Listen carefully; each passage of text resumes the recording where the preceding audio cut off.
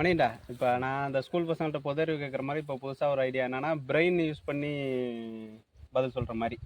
நான் இங்க ஒரு கேள்வி கேட்பேன், அந்த கேள்வியிலேயே விடை இருக்கும். அதை நீங்கள் கரெக்டாக கண்டுபிடிக்கிறேங்கிற மாதிரி.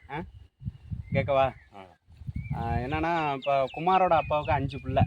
ஒரு புள்ள பேர் 11, ஒரு புள்ள பேர் 22, இன்னொரு புள்ள பேர் 33, இன்னொரு புள்ள பேர் 44. அப்போ 5ஆவது புள்ள பேர் என்னவா இருக்கும்? 55. 55ஆ? கரெக்டாக சொல்லு பாரு, யோசிச்சு பாரு.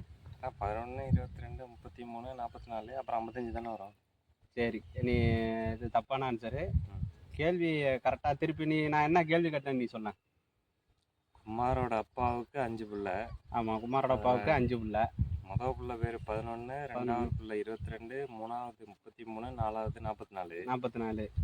இப்போ 5ஆவது அந்த 5ஆவது 55 இல்லை. நான் கேட்ட கேள்வி குமாரோட அப்பாவுக்கு எத்தனை பிள்ளை, அப்போ 5ஆவது பிள்ளை குமார்.